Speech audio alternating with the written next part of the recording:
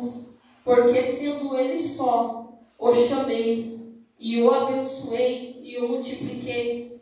Porque o Senhor consolará a Sião, consolará a todos os que são os seus lugares, aos seus lugares assolados, e fará o seu deserto como Éden, e a sua solidão como o jardim do Senhor. Gozo e alegria se achará nela, ação de graças e voz de melodia. Atendei-me, povo meu e nação minha, inclinai os ouvidos para mim, porque de mim sairá a lei, e o meu juízo farei repousar para a luz dos povos. Amém? Amém. Aleluia, Jesus, santo e poderoso é o nome do Senhor. Vamos fazer uma breve oração para receber o servo de Deus que vai estar trazendo a palavra nessa noite. Louvado seja o nome do Senhor. Senhor Deus e Pai, muito obrigada, Senhor, pela oportunidade de mais um dia estar na Tua casa. Muitos queriam estar aqui e já não podem. Senhor Jesus, muito obrigada pela oportunidade que o Senhor nos dá diariamente. Senhor, usa o Teu servo, Senhor. Abençoa, Senhor, a vida dele, a família dele, Senhor. Honra a fé dele, meu Pai. Senhor Jesus, que o Senhor possa usar ele com grande poder e autoridade para falar conosco nesta noite, Pai. Porque uma alma, ela tem muito valor ao Senhor. Senhor Jesus, faz a obra conforme o Teu querer e a Tua vontade. Em nome do Pai, do Filho e do Espírito Santo de Deus. Vamos receber o servo de Deus com aquelas palmas bem fortes para Jesus. Glória a Deus, aleluia.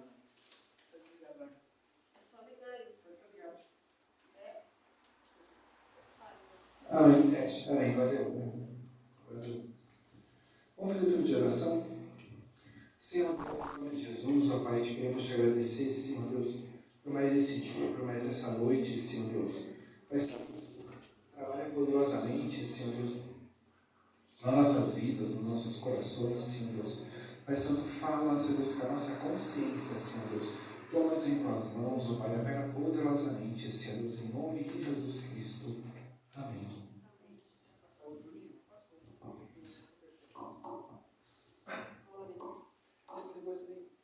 Glória a Deus. Amém. Vamos tentar começar. Deixa eu desligar o som do carro. A gente está falando sobre emoções, né? No caso da depressão, pode sentar aí, igreja. E na semana passada, a gente conversou um pouquinho o quanto a gente causa no nosso próximo. Na verdade, pode virar ele para lá, daí no caso, a caixa. Que daí não pega o microfone. Ele dá interfonia para outra caixa. Para cá? É, para cá ou para lá? Para cá? Isso.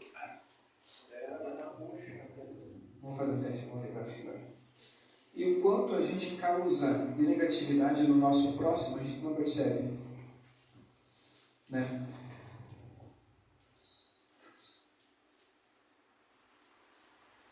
Se nós vermos e entendermos umas coisinhas, bem essas questões emocionais mesmo, se a gente olhar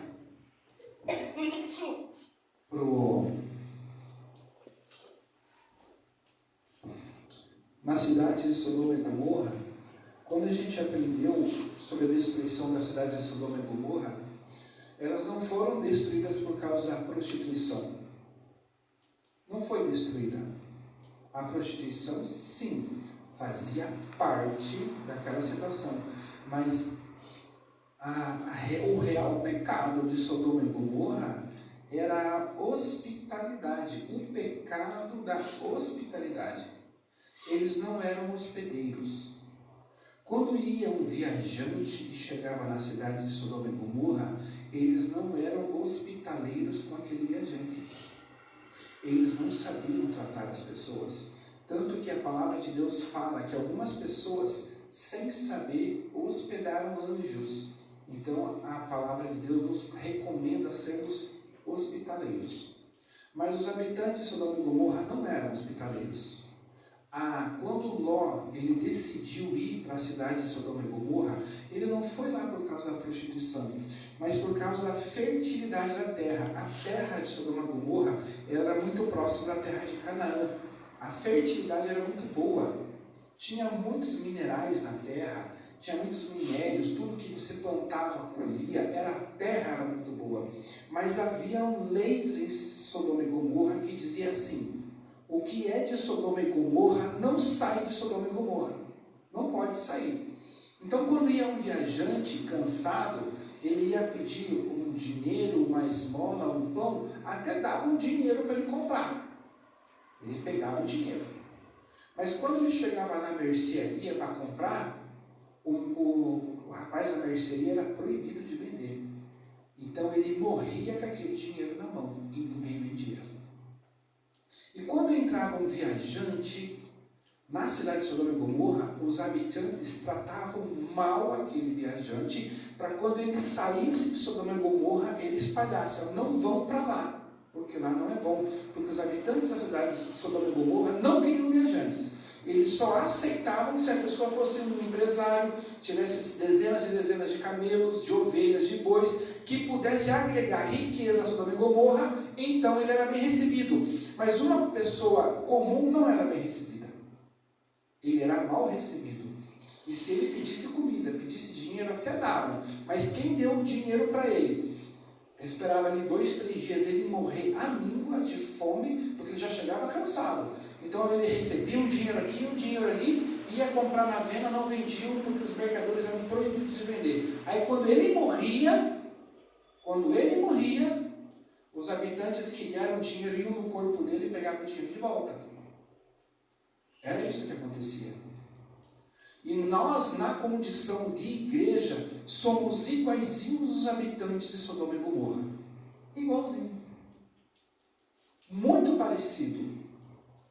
Né? A fertilidade da terra de Sodoma e Gomorra, os minérios, as riquezas, a boa produtividade da terra, foi Deus que deu para a terra, para aqueles habitantes. Então eles não tinham o direito de negar para o próximo, porque foi Deus que deu para a terra.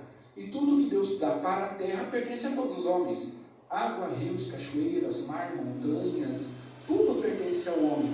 Então os habitantes eles não tinham o direito de reter aquela produtividade boa da terra contra o seu próximo. E nós fazemos igualzinho. Nós somos a igreja. Nós recebemos o melhor de Deus. Recebemos a salvação, recebemos a palavra que cura, a palavra que liberta, mas nós não damos esse melhor que nós recebemos. Nós damos o nosso pior para a pessoa. O melhor fica retido. Mas o pior, aquela má hospitalidade, é que eu entrego para a pessoa. E quando eu entrego aparentemente algo bom, aquilo que eu entrego algo bom, que um dia eu vou lá e vou pegar de novo, porque aquilo que eu pegar de novo vai ser uma sentença contra a minha vida. Quando alguém fala assim: irmão, estou com um problema, ora por mim. Beleza, eu vou orar. Olha, eu lancei. Mas eu não vou orar. Vou virar as costas, que se dane, que se lixe. Quando ele morrer, aquilo que eu joguei para ele vai ser uma sentença contra a minha vida. Porque eu vou recolher aquilo ali. E aquilo vai me condenar. Vai ser um peso. Vou ser condenado por aquilo que eu deveria ter feito como igreja e não fiz. Fingimos que damos o melhor. Fingimos que damos até uma leve solução. Mas não damos realmente. Nós entregamos o pior do nosso eu. Não entregamos aquilo que Deus nos dá. Entregamos o pior do nosso comportamento. Nós temos a capacidade de afastar pessoas que chegam na igreja. Quando chega um visitante novo, ou um hospedeiro novo, em vez de eu entregar o melhor de Deus para essa pessoa, eu entrego o pior do meu eu, para que essa pessoa saia da igreja. Eu quero afastar ela da igreja. Afinal de contas, eu quero ser alguém na igreja e ele pode ofuscar o meu serviço espiritual. Então eu trabalho mais para afastar essa pessoa da igreja do que dar o melhor do meu eu. E aí isso é coisa de crente, não é coisa do mundo não. E quando a gente faz algo negativo para afastar alguém da igreja, a gente é tão competente nessa área, a gente é tão competente para afastar pessoas da igreja, que a pessoa não precisa nem chegar para dentro da igreja. Na rua eu já afasto ela da igreja. Não chega lá. Não chega lá. Na rua, em vez de eu apresentar o melhor do meu eu, que Deus entrega para a minha vida, para que eu atraia essa pessoa para a casa de Deus, não. Eu já condeno ela e já afasto ela e já trato mal ela já fora da igreja, para que ela nunca pise para dentro. O crente é bom nisso. O crente é bom, ele olha assim, você vai para o inferno, nem vai para a igreja, você já está condenado. O crente é bom para isso. E olha, em vez de trazer o melhor do seu eu, não, ele leva o pior. Síndrome de Sodoma e Gomorra. E vamos piorar ainda, que tem que piorar, né? Se eu não piorar, não sou eu. Nós se escondemos nas máscaras de Jezabel. Nós colocamos a máscara de Jezabel. O crente é muito bom para olhar para uma mulher e falar assim, você usa batom, você usa cílio comprido, você usa base, você vai para o inferno. Mas a mesmo crente que condena o outro pela sua maquiagem, ele usa a máscara de Jezabel nele. Porque o crente mente, o crente difama, fala mal. Eu estou falando mal aqui da irmã Jéssica, estou malhando ela, detonando, falando, detonando ela. Mas quando eu me apresento na frente dela, eu coloco a máscara de Jezabel. Paz, irmã, que bom que a senhora vai pregar o culto? Que maravilha, isso é bênção de Deus para a minha vida. Olha a máscara de Jezabel, que eu coloco, para esconder o meu eu, esconder o pior do meu eu. Daí aqui que adianta, a pessoa condena o outro pela máscara, pela base, condena pelo cílio, condena pelo batom, mas a sua própria máscara de Jezabel vai condenar ela. E que nós fazemos isso? Usamos a máscara de Jezabel. Falamos, fermentamos, envenenamos, fofocamos, difamamos, destruímos, mas quando o Gel ou Jeú chega na minha presença, quando Jezabel percebeu que Jeú vinha ao seu encontro, e o Jeú ele vinha para executar uma justiça divina contra Jezabel, a primeira coisa que ela faz, ela coloca a máscara, ela se pinta, para receber aquela verdade, para tentar se esconder da justiça daquela verdade. Mas Jeú fala, jogai essa maldita pela janela. A verdade de Deus, uma hora ou outra, ela vai derrubar a minha máscara. A verdade de Deus, uma hora ou outra, ela vai destruir a minha máscara e vai revelar a verdade daquilo que eu sou.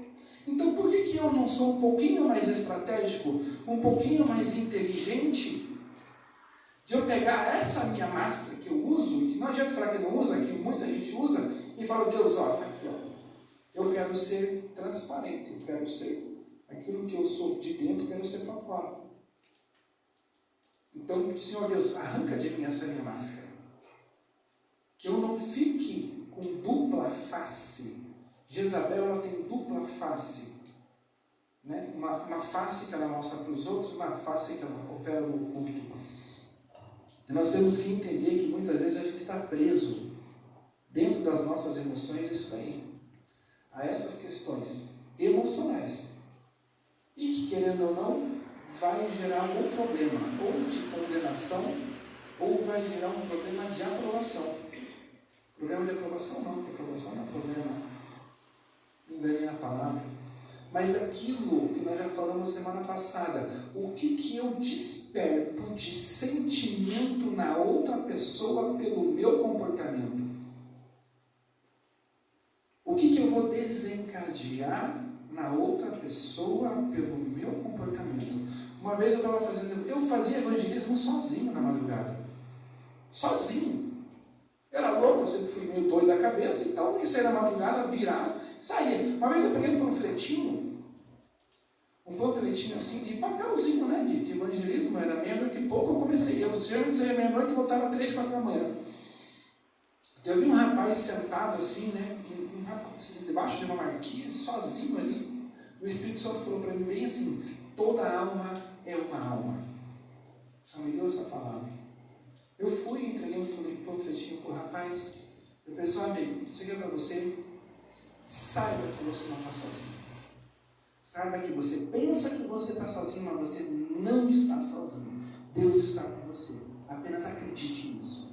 Ele olhou para mim bem sério e falou assim: como eu precisava ouvir isso. Perceba o que você desencadeia de sentimento no outro para um comportamento seu.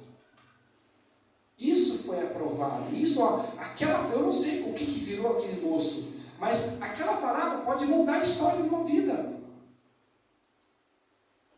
Quando a gente faz algo em Deus para trazer o melhor de Deus para a vida daquela pessoa e não o pior do nosso eu. Agora a gente passa e vê alguém debaixo de uma marquise ali e fala: esse é sem vergonha, esse daí é jaguar, esse daí, eu dou o pior do meu eu, o pior eu concedo, mas o melhor eu retenho, não dou. Síndrome de Sodoma e Gomorra. Agora vamos lá, o que aconteceu com os habitantes de Sodoma e Gomorra?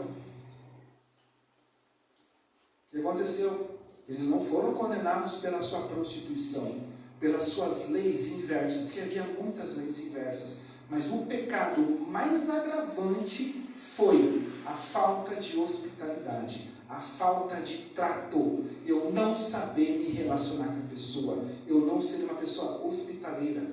E quando eu falar uma pessoa hospitaleira, não é eu colocar alguém que eu não conheço para dentro da minha casa, alguém que eu nunca vi.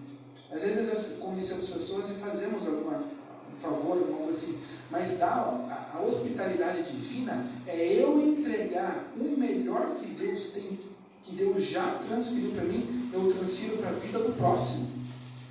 Independente se aquilo vai me custar dinheiro, independente se aquilo vai me custar horas, independente se aquilo eu vou ter que sair de casa, ficar 3, 4 horas fora de casa, evangelizando, orientando, mas eu estou dando o melhor do meu eu. Isso é hospitalidade divina. Agora, se dentro do nosso egoísmo a gente fala: não, eu vou ver minha vida, que se lasque, que se dane outro, é complicado. Deus ele dá todo dia para nós, ele dá um pouquinho o melhor de Deus, ele é transferido todo dia dentro da igreja, através de vários profetas, através de vários pregadores, através de campanha, através de cura, revelação. Olha quanta coisa boa a gente recebe de Deus dentro da igreja. Mas quando eu saio da igreja, o mesmo melhor que eu recebo, eu não transfiro. Mas o pior do meu eu coloco para fora. É aí que a pessoa fala: para ser crente igual se daí, então eu vou viver no mundo. Porque a gente não consegue ser transparente. Nós não conseguimos, a gente é dificultoso. E quando a gente fala bem assim, que por mais que ainda a gente dê um pouquinho desse melhor do nosso eu para a pessoa, que a gente joga ali e que concede para a pessoa uma falsa esperança. Eram as moedas que os habitantes de Sodoma e Gomorra davam para o viajante. Quando o viajante recebia uma moeda, ai que bom, agora eu vou comprar alguma coisa. Aquilo era uma falsa esperança. Porque ele morria com aquilo na mão. E quantos nós damos falsas esperanças para as outras pessoas? Quantas vezes nós entregamos nossas palavras e não cumprimos as nossas palavras? Damos falsas esperanças. Quantas vezes a pessoa fala: irmão, pode ficar tranquilo, eu vou fazer uma visita para você. Fala na hora, concede uma falsa esperança. Aí vai, vira e passou meia hora, já esqueceu do compromisso falado que deu com a boca. Quantas vezes nós damos falsas esperanças para as pessoas? Fica tranquila, vou orar por você na madrugada. Que hora que nada, dorme, vira e ronca. Concede uma falsa esperança. Não, pode ir lá, teu filho está com problema, pode ir lá, marca um café que eu vou conversar com ele. Vai chegando no dia: ih, mano, desculpa, não vou poder ir, tá? Deu um probleminha, não aconteceu problema nenhum, simplesmente não quer ir. Concede uma falsa esperança. E essas falsas esperanças que nós, como igreja, damos na vida do próximo, é uma sentença negativa contra nós. Porque ali estava E poderia ser o melhor do nosso eu, desencadear algo extraordinário na vida da pessoa, mas é uma falsa esperança, é a má esmola espiritual que nós damos, nós não cumprimos, nós não honramos, e vai se levantar incerteza contra as nossas vidas. A gente tem que dar uma olhada muito bem para dentro de nós mesmos e ver se na condição de igreja, nós de fato somos igreja ou somos habitantes, só temos a síndrome de Sodoma e Gomorra. Dizemos que temos o nosso melhor, sabemos que temos o nosso melhor, sabemos que temos o melhor de Deus, mas na hora de entregar o melhor, nós não entregamos o melhor, entregamos o pior. E muitas vezes, associado com isso, utilizamos a máscara de Jezabel. Às vezes uma mulher lá do mundo, que usa batom, que usa brinco, que usa cílio, ela pode ser muito mais verdadeira em suas palavras do que muito crente dentro da igreja. Ela pode ser muito mais sincera nas palavras. Você pode fazer alguma coisa, direcionar, a pessoa vai lá e faz. A pessoa pode falar assim, você vai fazer um bazar, eu vou te ajudar no bazar então. Ela vai te ajudar, ela vai chegar, você fala 2 horas do bazar, 1h50 ela já está lá pronta para te ajudar. Ela é muito mais fiel nas palavras do que muito crente por aí. Então é muito fácil a gente sair condenando todo mundo aos quintos dos infernos, até mesmo fechando a porta do reino de Deus para a igreja, para a pessoa, até para não entrar na igreja. Que fique lá fora mesmo, se vir para ficar perturbando, que fique lá. A gente é ruim. A gente é ruim. As nossas emoções são distorcidas. As nossas distorções não estão alinhadas com o Espírito Santo. Será que o meu fluxo de emoção ele está alinhado com Deus? Para que o melhor de Deus possa fluir pelo meu fluxo emocional? Às vezes não precisa de muita coisa. Às vezes é pouca coisa. Às vezes a gente não precisa ficar aí que nem um pavão, ficar fazendo aí uma picaretagem, falando que é crente. Não. Gestos simples, pequenas coisas. A gente pode fazer coisas sutis até, com poucas palavras, com poucos gestos, com poucos movimentos, mas que podem transformar a vida de uma pessoa. A gente não precisa ser espalhafatoso, a gente não precisa ser igual um pavão, eu tenho que me aparecer para todo mundo que eu sou o crente do momento. Não. É Deus que fala, não é nós. Às vezes nós utilizamos poucas palavras articuladas, utilizamos muitas poucas, mas a voz de Deus fala muito na vida da pessoa. Então nós temos essa aliança com Deus. Deus, que eu fale pouco, mas que o Senhor fale muito na vida da pessoa. Que quando Deus fala, Deus fala. Deus limpa, transforma. Mas como que estão as nossas emoções para isso, né? E essa revistinha, ela tem falado de emoções. Desde o começo, tem falado de emoções.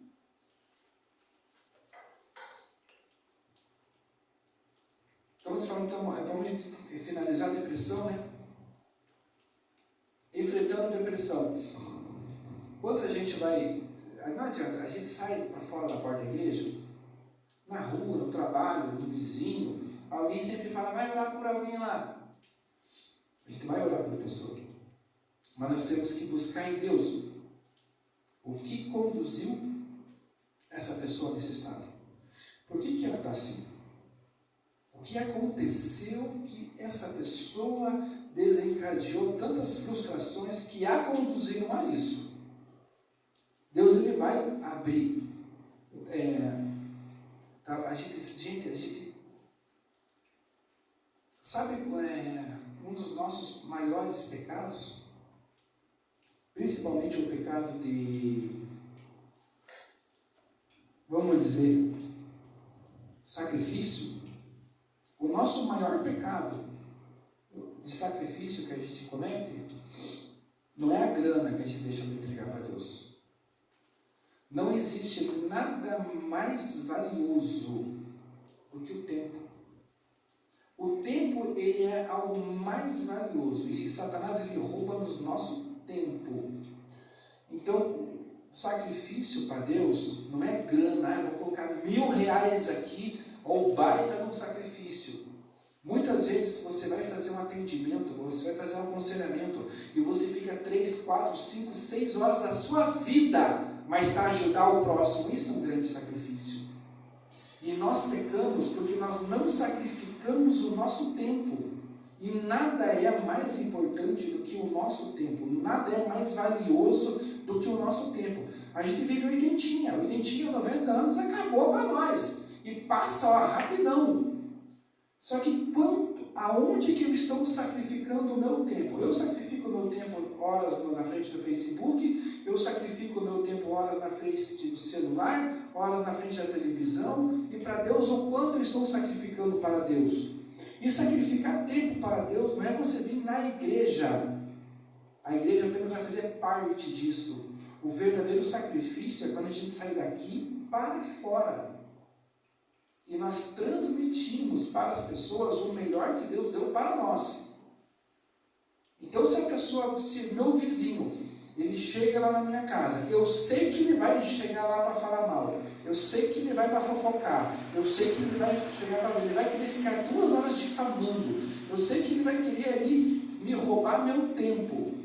Amigo, vá orar, vai falar com Deus. Vai falar com Deus, não levanta os teus lixeiros para mim. Uma vez, esses tempos atrás, eu vi uma cena que me deu dor de cabeça. Eu vi uma pessoa conversando com outra pessoa, as duas na mesa. Elas ficaram horas conversando. E eu vi a cabeça de uma pessoa se abrindo, assim, e outra assim, ó, despejava lixo. De dentro dela, ela transportava lixo de dentro e transmitia, e a outra pessoa só com a cabeça aberta, assim, recebendo como se fosse um depósito de lixo. Eu vi aquilo e eu fiquei apavorado, porque começou a doer a minha cabeça, de tanta opressão, e a pessoa falando mal, ela ficou de 3 a 4 horas falando mal de tudo, e simplesmente falando, e outra pessoa com a sua cabeça, a mentalidade abriu como se fosse um container, e a outra pessoa só com a boca jogava aquele esgoto de palavras, e outra pessoa simplesmente recebia. E nós cristãos vivemos muitas vezes isso.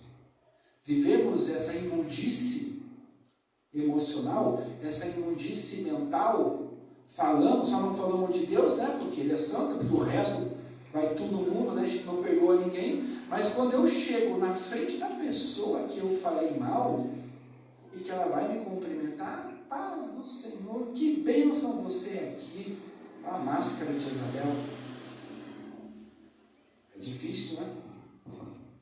Eu fiquei apavorado com a cena, me deu dor de cabeça, eu tive que orar, eu falei, Deus, que opressão de Satanás é essa?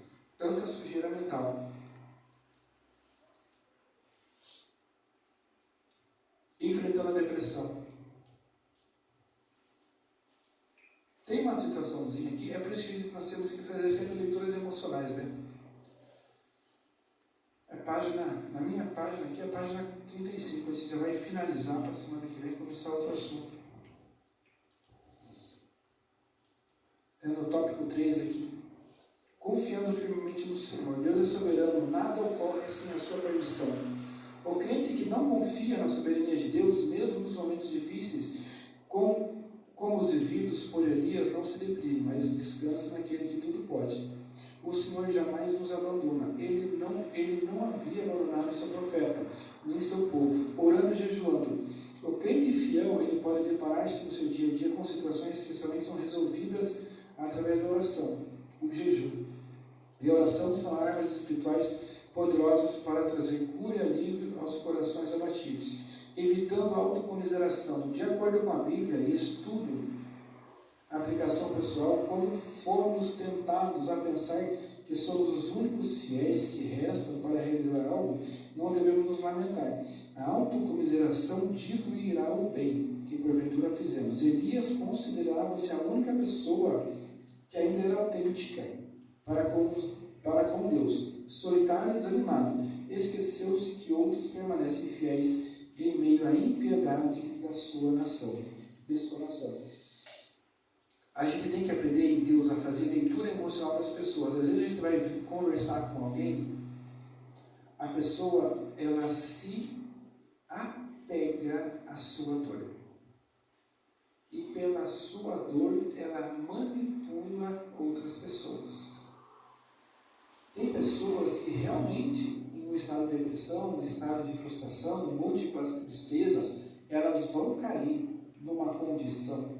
Mas você vai orar, você vai acompanhar, você vai estar ali uma vez por semana, visitando, acompanhando, orando, e você vai perceber que essas pessoas, elas entram de fato em estado de reação, e Deus vai dando estratégia, a pessoa vai saindo. Mas existem pessoas que não querem sair, eles querem ficar naquele estado, porque naquele estado ele consegue, pelas suas dores, transportar a sua dor para o próximo e manipular emocionalmente. Mas ele mesmo não quer sair dali. Ele mesmo não tem esse desejo.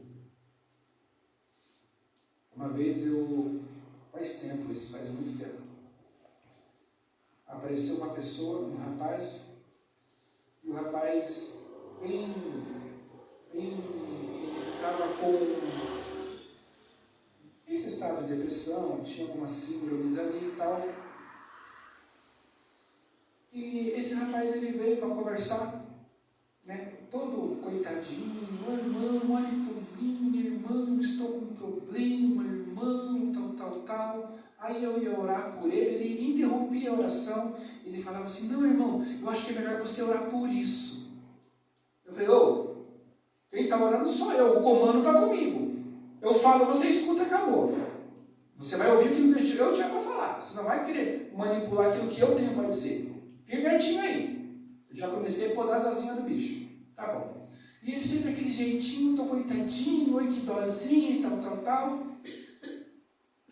Aí eu ficava pensando, Deus, o que esse caboclinho tem? Um rapaz formado, advogado pela OAB, então não era pouca coisa, muito bem resolvido, e estou naquele estado e tal, irmão, não sei, aquele tempo querendo, né? Eu falei, Deus, o que esse caboclo tem? O Espírito Santo falou bem assim para mim, toca na sexualidade dele, e você vai descobrir o problema. Eu falei, maravilha. Eu falei, Deus, eu cheguei para o rapaz e falei assim, eu estava no ministério, né? Eu falei assim, irmão, você é formado, né? Você é formado na OAB, você acabou, tem que ser bom, né? Você vai fazer uma redação para mim. Uma redação. Escreva no papel aí, coisa simples, olha, eu quero que você coloque no papel todos os seus comportamentos sexuais, todos os teus parceiros que você teve, se foi homem, se foi mulher, se foi primo, se foi prima, o que foi, eu quero no papel, tá? Daqui uma semana você me entrega, tá bom? Ai, tá bom, irmão. No fundo, eu não queria saber das putices dele. Mas eu queria que ele se encontrasse com a verdade dele. Ele deveria se encontrar com a verdade dele. Daí, passou uma semana, no 6º dia, faltava amanhã, ele me telefonou, irmão Ângelo, então, irmão, não vou poder ir amanhã, né? Mas, eu conversei com o pessoal da minha igreja aqui, sabe? Com o pessoal da cela, eles falaram que não é para mim ficar buscando essa libertação assim. Mas o irmão foi bênção de Deus na minha vida, hein, irmão? Falei, amém? Então tá, vai com Deus, filho. Amém. E passou. Aí passou-se uns tempos, eu conversando com outro pastor amigo meu, de outro lado da cidade, né? Conversando tal, e ele mencionou o nome desse rapaz que ele conhecia. Ele conhecia esse rapaz. Daí eu falei assim, você conhece esse rapaz? Poxa, ele foi lá no ministério lá, mas quando eu quis apertar o bichinho escapou. Daí ele falou assim, não, irmão Ângelo, então esse rapaz aí, o que aconteceu com ele? Ele entornava umas cajibrina, tomava umas cachaça, e ele, quando ele chegava à noite, de madrugada, bêbado, ele molestava a mãe, sexualmente. Eu falei, então é por isso que quando eu apertei o bichinho escapou. Não bagunça boa. Aí na igreja dele, o que ele faz? Ele senta, eu estou dodozinho, eu estou, né? Aí todo mundo chegou, pecadinho, mãezinha dele, que dó. E ele manipula a igreja toda. pela sua doença que ele não quer se apegar. Tem tudo em Deus para reverter processos. Tem tudo em Deus para reverter processos. A questão é quando a gente vai fazer um atendimento, conversar com alguém, a gente tem que falar, a gente não é psicólogo, a gente não é nada, mas nós temos Deus na nossa vida. Nós temos o Espírito Santo. O Espírito Santo também não vai me dar uma apostila da psicologia espiritual, não, ele só vai dar uma frase. Como o Espírito Santo falou para mim, toca na vida sexual dele. O problema dele está ali. Vai lá. Foi simples, ó, uma palavrinha, chave, pronto. E eu segui a estratégia de Deus e Deus revelou o problema. Mas o rapaz não queria a transformação. Porque para ele era cômodo manipular pelos sentimentos das pessoas. Aí entra o espírito de Jezabel. 36 minutos.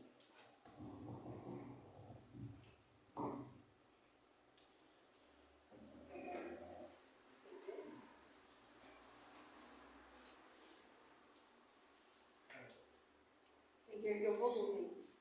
Opa! Teste, 1, 2, 3, teste, 1, 2, 3, teste.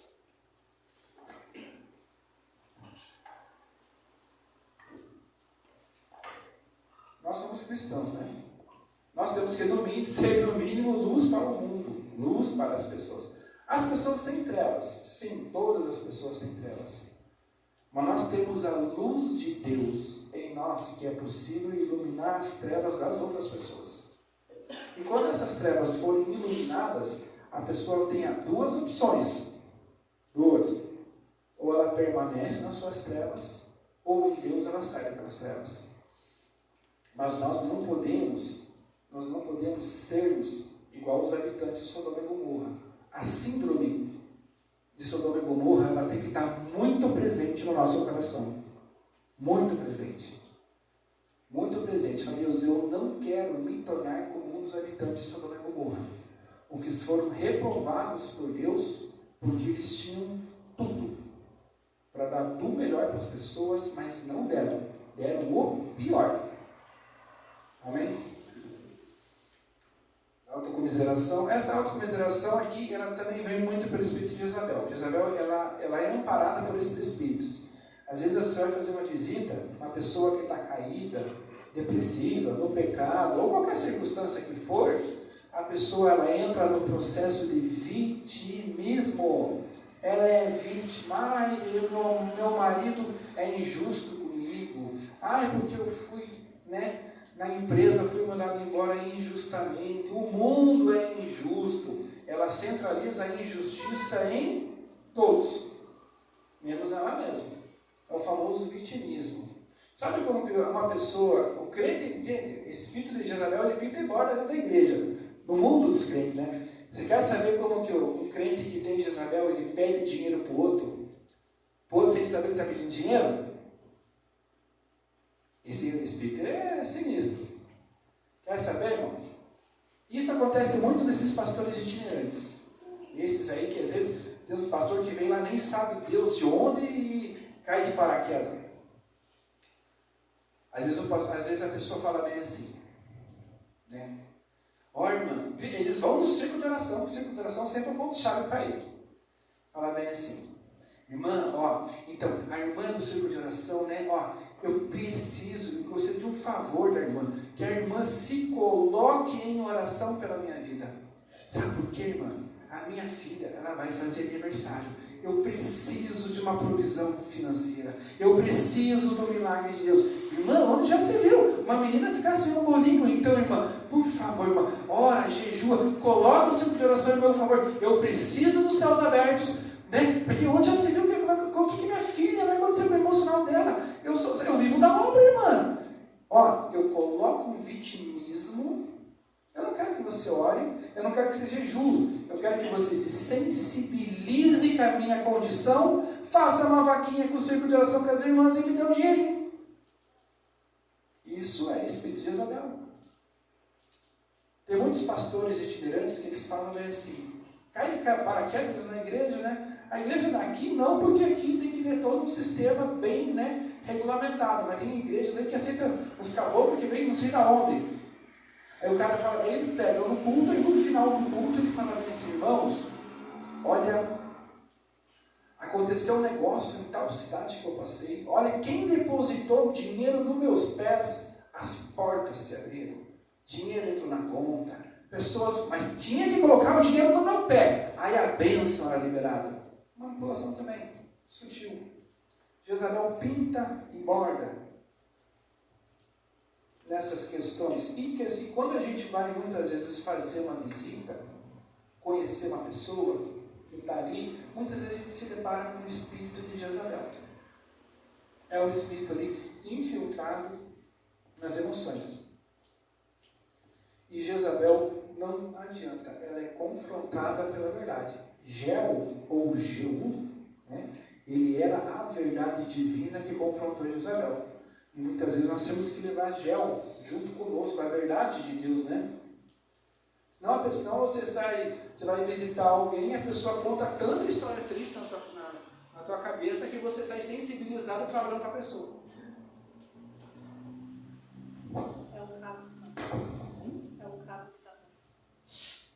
Pessoas que geralmente entram em estado de autocomiseração. Geralmente nós mostramos o caminho para fora. Ó, a gente não é santo milagreiro, né? A gente vai orar, vai entender, vai conversar, vai entender a história e vai dizer, ó, teu caminho passa desse aqui. Eu te ajudo, né? A gente vai estar orando com você, estamos acompanhando, mas a pessoa tem que sair por si própria. Após ouvir atentamente as queixas de Elias, Deus o encorajou da mesma forma. O Senhor quer que restaurar o seu ânimo, trazendo alívio para a sua alma abatida. Depressão nada mais é do que uma alma abatida. Que aconteceu alguma coisa que abateu aquela alma. É uma queda interior dentro de si mesmo. Aquela pessoa que está depressiva, na cama, ou no sofá, ou num quarto escuro, é porque sua alma caiu em abatimento. Ela caiu dentro de si mesma. Então, quando Deus mostra, e quando isso é uma verdade, que muita gente tem isso, na condição de igreja, mas a gente fala assim, vamos expulsar o Satanás. Expulsar o diabo também ajuda muita coisa. Mas além disso, Deus me dê a estratégia de como eu resgatar essa alma, tirar essa alma de uma região trevosa, que ela caiu em si mesma e não consegue sair mais. Uma alma que está tão abatida, tão dilacerada, tão destruída, que precisa ser reformada, uma alma que precisa ser restaurada. Isso não acontece do dia para a noite. Já aconteceu casos de a gente fazer acompanhamento de 1 ano e meio, 18 meses para mais, acompanhando a vida da pessoa para poder resgatar ela de um estado de negatividade. Isso gera tempo. Isso gera horas diárias. E a gente quer sacrificar nossas horas ao Senhor, porque isso é um trabalho para Deus. Nós não queremos, porque nós somos egoístas. Eu resolvendo meus biocos, se dane o resto. Né? Porque a mãe do fulano pediu para orar pelo filho. Tá, dá um nominho aqui que eu levo às 3 horas da manhã, hora que hora nada. Vira lá ou dorme. Concede aí uma falsa esperança. Isso é muito grave. Espiritualmente para nós é muito grave. Porque se nós falamos em nome do Senhor, se você falasse em nome do Exu, você e teu Exu. Tua Pombagira, tranquilo, vocês dois, a falar no nome do Senhor, é outros 500.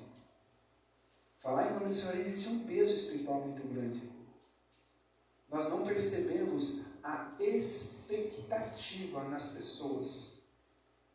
Quando você fala, tal dia, a pessoa chama você para conversar, para algum assunto, e você fala, fica tranquilo, tal dia eu vou estar lá.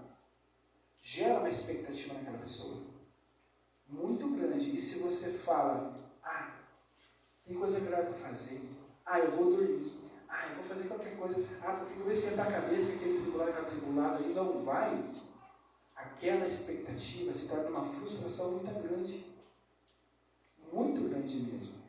Mas aquela pessoa não tem nada para oferecer, não é um empresário, não é um grande pastor, não é alguém que eu possa gerar moedinha de troca, de favores. É uma pessoa que sem eira nem beira, que eu vou chegar lá, vou ter que até levar o dinheiro do pão e do leite, porque ela nem isso tem para comer. O que uma pessoa dessa tem para me oferecer? Capaz que eu vou lá perder meu tempo. Gente do céu. E muitas vezes é nessas pessoas que Deus pode levantar um profeta extraordinário diante de Deus. Mas aquilo vai gerar minhas horas, meu tempo, minha ausência, dos meus próprios prazeres, de coisas que eu queria estar fazendo, eu estou empregando na obra de Deus. Isso é verdadeiro sacrifício. Não adianta a gente ficar na igreja 20 anos, 10, 15 anos, e achar que é sacrificioso. Tem gente que reclama de vir na igreja e falar que é sacrifício. Eu vou no ciclo de oração, que sacrifício. Gente, se é para você sacrifício ir na casa de Deus, o que você faz para fora então? Não faz nada, né? A própria casa de Deus, que é o nosso ponto de força, né? A nossa, é o ponto que realmente, né? É o combustível. Eu pego o combustível aqui e trabalho lá fora. Pego o combustível aqui e trabalho lá fora. Pego o combustível na casa de Deus e trabalho lá fora. Então, se para a própria vir para a casa de Deus não gera esse combustível, eu vou fazer o que lá fora? Trabalhar para Deus ou trabalhar para o diabo? Vai trabalhar para o diabo, porque falar mal dos outros é trabalhar para o diabo. Ficar difamando, tirando a boa fama. Você está trabalhando para Satanás. Para Deus você não está trabalhando. E para trabalhar para o Satanás é fácil. É fácil. É um tobogã, assim, se desliza que é uma beleza. Porque trabalhar para Deus é trabalhoso. Às vezes você vai orar para uma pessoa, você está ministrando, você está aconselhando, você está fazendo a obra de Deus, os demônios dela vão vir te visitar toda noite, batendo na tua porta lá, te perturbar. Você expulsou eles lá, eles vão te lá. O crente não quer passar por isso. É trabalhoso servir a Deus. Mas Deus nos dá combustível, e o sacrifício de horas que a gente emprega para fora não tem comparação. Não tem comparação mesmo. Nossas emoções são muito distorcidas. Muitas. Então, tem até gente, tem pastor que ele é capaz de falar, o dia que você sair do ministério, lá fora você vai se quebrar todo. O dia que você sair que nem Deus você tem na tua vida, nem Espírito Santo você tem. É difícil, gente. O tal do crente é um bichinho difícil. Nós temos que buscar muito alinhar as nossas emoções em Deus. Né? E sair dessa máscara de Jezabel.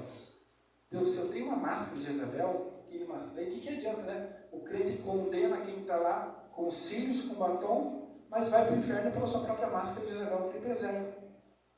Que adianta, né? A gente tem que ver as nossas emoções, como elas são processadas, o que a gente causa no outro. Se você dá uma palavra que é de Deus, se é uma visita que você fala, eu vou, fale, eu vou. E se é para você ir, vai você. Não chegue na hora e mande o outro no seu lugar. Porque a pessoa está esperando você, não está esperando o outro. Está esperando você. Cumprimento da palavra, cumprimento. A nossa própria palavra que sair da nossa boca, ela tem que ser cumprida fielmente. Doa quem doer, prejuízo a quem prejuízo. Se eu vou ter prejuízo para ir em tal lugar, porque aquilo não vai me dar nada de favor, mas eu dei a palavra, eu vou, porque quando nós damos palavra, gera expectativa no coração daquela pessoa. E essa expectativa não é nós que vamos corresponder. A pessoa está tão aberta com a expectativa em Deus, que quando você levar a palavra de Deus, ela vai receber toda a palavra de Deus, porque já gerou uma expectativa por antecipação. Cumprimento da palavra. A gente tem que entrar em alinhamento com Deus. Amém? Vamos para muito de oração e encerrar essa questão de depressão. Semana que vem a gente começa com outra matéria. Eu tive que entrar no alinhamento da oração, né? Na verdade. Com mais consumismo semana que vem. Eu estava até buscando de Deus, né? Como elaborar e trabalhar, mas devido à intercessão, das 7 às 8, eu falei, Deus, vai ter que ser entrado na mesma linhagem da intercessão. Não vai ter jeito. Amém?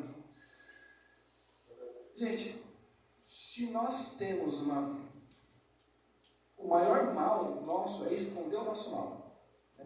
Então, que Deus nos ilumine. Que Deus ilumine, né, se a gente tem feito algo, se o nosso estado comportamental ele é reprovado diante de Deus, que a gente possa colocar isso em Deus. Né? Tirar essa máscara de Jezabel, né? E não adianta, se a gente tem, ninguém é santo, ninguém é perfeito, todos nós temos lá nossas deficiências, mas que essas possam ser colocadas diante da luz divina e não ser escondida por uma máscara maligna. Isso pode vir como uma sentença contra nossas vidas mais pra frente, amém? Vamos ver de oração. Senhor Deus, em nome de Jesus, quero te agradecer por esse tempo, por esse momento, Senhor Deus. Peço que teu Espírito Santo possa falar e iluminar nossa consciência, nosso coração. Pai Santo, em nome de Jesus Cristo, Pai, que a voz do Senhor, a tua santa unção, ó Pai, aquilo que pertence ao Senhor, possa falar nas nossas consciências, Senhor Deus. Pai Santo, nos aperfeiçoa para a sua obra, Senhor Deus. Nos aperfeiçoa como igreja, Senhor Deus, em nome de Jesus Cristo. Pai Santo, opera poderosamente, Senhor, nas nossas emoções, na nossa mente, no nosso coração, Senhor Deus, em nome de Jesus Cristo, Pai. Faz uma grande obra, Senhor Deus, de aperfeiçoamento, Pai, ministerial, individual, em nome de Jesus Cristo. Isso que eu peço e agradeço, em nome de Jesus Cristo. Amém. Receba a cela do Senhor com palavras de Jesus Cristo. Amém, igreja? Glória a Deus. Pode se sentar. Louvado seja o nome do Senhor. Irmãos, esses ensinamentos para mim. Longe, não está desligado a câmera? Não. Pode desligar, por favor? Posso. Glória a Deus, aleluia, Jesus. Esses ensinamentos